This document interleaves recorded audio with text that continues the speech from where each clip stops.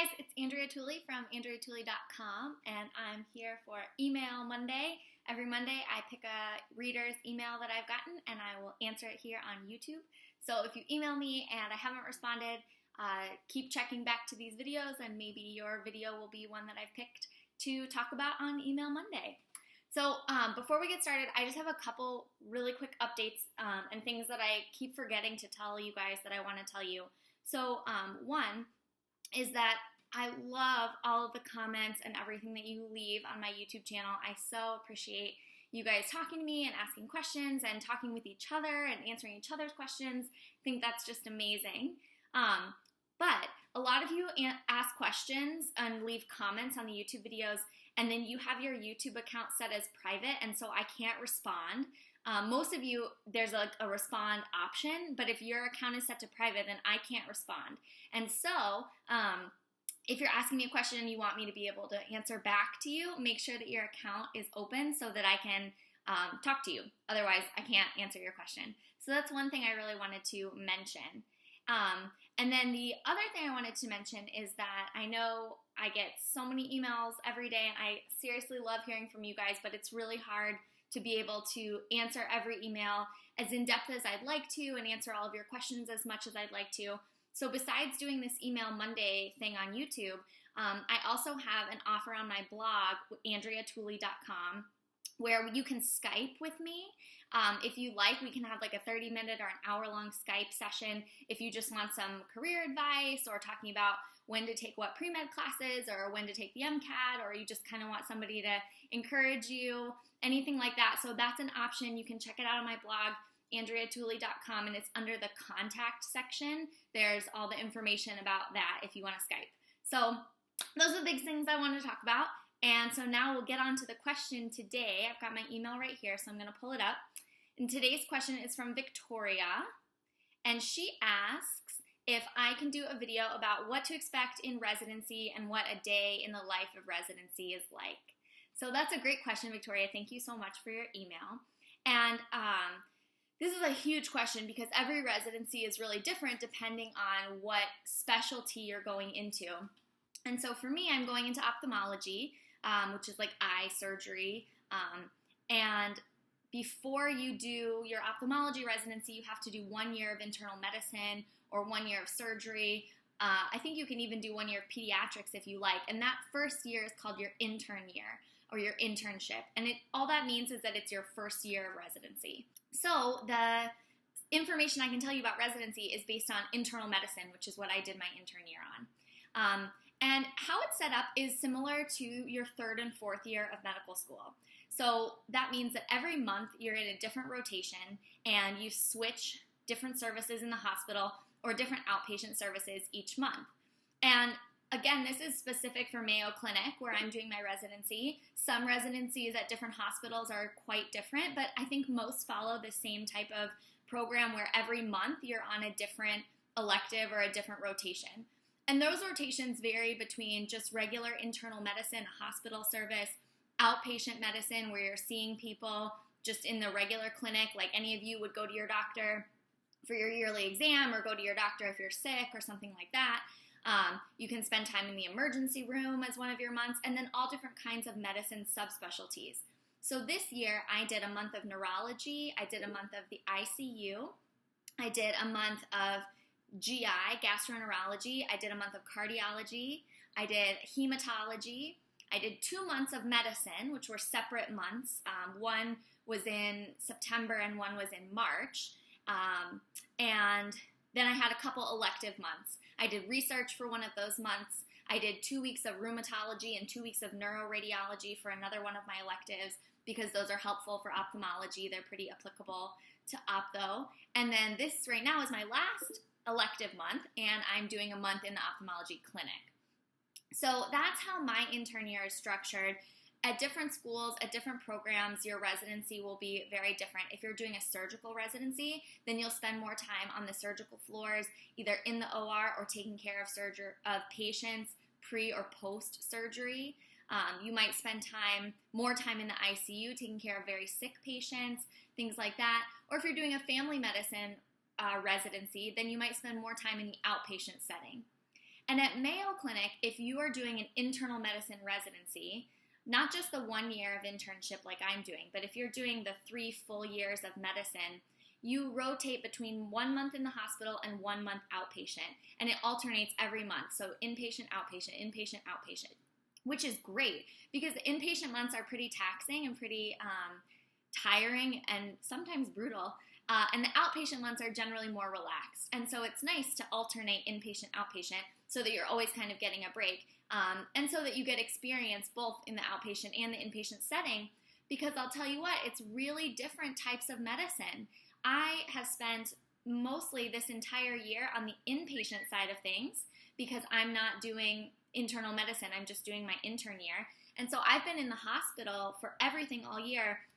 And I've learned a lot about hospital medicine, but I haven't learned as much about outpatient medicine. So I know how to take care of you if you're really, really sick. But if you just have a sore throat or if you have asthma or something really simple, I'm not as good at that. So it's good to get training in both areas, definitely. So that's kind of a little overview of how it all works. Every month is a different rotation, and all of that depends on what residency you're doing and what program you're doing your residency at. So if you're on an inpatient rotation, how the schedule works, most of the time the residents get there at about 6 a.m. Sometimes the surgical subspecialties, you get there much earlier. And sometimes if it's a little more laid back, like on neurology, I wouldn't get there till like 7 sometimes.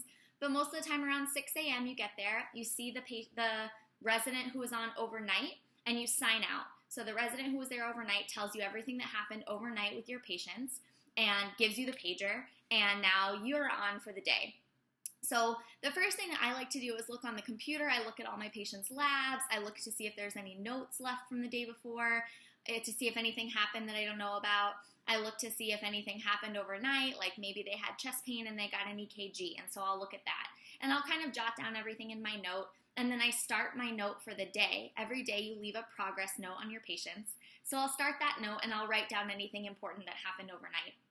And then once I've gone through all of my patients, normally you have about between 4 and 7 or 8 patients. I think there's been a few days where I've only had 1 or 2 patients because our service has been really low, but most days I have closer to 5, 6, and then there's been really busy days where I've had close to 8 patients starting in the morning. So once you've kind of gone over everybody, then I go see my patients. So I walk around the hospital and I just kind of pop in and say, hey, how was your night? Are you having any problems? Do you have any questions? I do a physical exam, which is generally just a quick, focused physical exam. I listen to their heart and their lungs, press on their belly, and then do anything that's pertinent to what that patient is in the hospital for. So if they're in the hospital for a big wound, I'll look at their wound, things like that. And after I do the physical exam and talk with the patient, sometimes we'll go over the plan for the day, and I'll say, you know, today you're going to get your CT scan, and then after we get that, we'll talk about the results or whatever. And that's called pre-rounds. So you're going to see your patients before actual team rounds. So that's from about 6 a.m. to 8 a.m. generally. I'll be doing those things. And then I'll keep writing my notes and kind of getting ready for the day. Then at Mayo, every day from 8 to 8:30, we have a lecture, which is a teaching session. And a lot of times that'll be fellows or senior residents doing a little teaching session, which is great because these days are long and you don't have a ton of time to go home and study. And so those little 30-minute teaching sessions, it's like built-in study time. And so you can take notes and ask questions, and it's a really good time to kind of learn and not have to worry about going home and reading as much if you really paid attention in that teaching lecture every day. So that will go till 8:30, and then at 8:30, the consultant or the attending, at Mayo we call them consultants, but those are the head physicians who are on staff at the hospital. They'll come into our team room and meet us as residents, and in our entire team, we'll start rounds. And rounds means we go from patient room to patient room. We present the patient to the consultant and say, this is Mr. So-and-so. He's a 71-year-old male who's here with a COPD exacerbation. Yesterday, we started prednisone. He's doing really well. You know, kind of give a little overview and say what the plan is for the day. His white count is trending down, anything you want to say. I think maybe he can go home tomorrow. And then the consultant will say, great, okay. And then we walk in, see the patient, do a little physical exam together, ask the patient if they have any questions, kind of give the patient another little update, kind of the same thing you've done on pre-rounds, but now the entire team is there. The patient can ask questions, and then it's over. Then you move on to the next patient's room. And so rounds last for a few hours, so maybe 8:30 to 10:30, 11, sometimes even closer to noon, depending on how many patients you have. Once rounds are over, you have time to put in orders. Say you decide to get a chest x-ray on a patient, or say you decide to switch antibiotics or order some lab tests, anything like that. You'll put in all your orders, start writing your notes, which will have a plan for the day, generally a problem list that all the patients have, and what you're going to do about all those problems. And then after you've kind of written your notes, generally then it's around noon and it's time for lunch.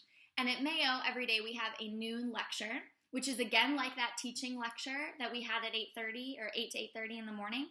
But these are more structured. So on Mondays, we have M&M, which is a physician-based conference where we talk about things that went wrong and things that we can do to improve our practice.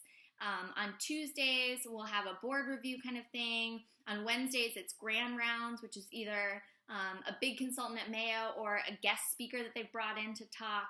On Thursdays, we'll have other board review lectures. And on Fridays, we have case studies.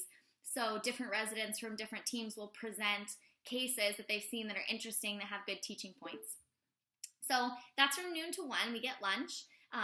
Not every program will have lectures like this. Sometimes you work through the noon hour. Sometimes you just break and have a normal lunch. But this is how it works at Mayo. And then in the afternoon, you'll be writing orders, making phone calls, following up on tests that were ordered on patients. We generally round again in the afternoon. Either the consultant will just stop by and we'll kind of check in and say how everything's going. Or sometimes we'll go round again and see all the patients as a team. Most of the time, I stop by and see all of my patients 1 or 2 more times in the afternoon to just kind of check in, give them any updates that I know, answer any questions that they might have. And then it's crazy how busy the days get, but you're on the phone all day, your pager's going off all day, the nurses have questions, you're working with social workers and speech pathologists and respiratory therapists and all kinds of things all day long.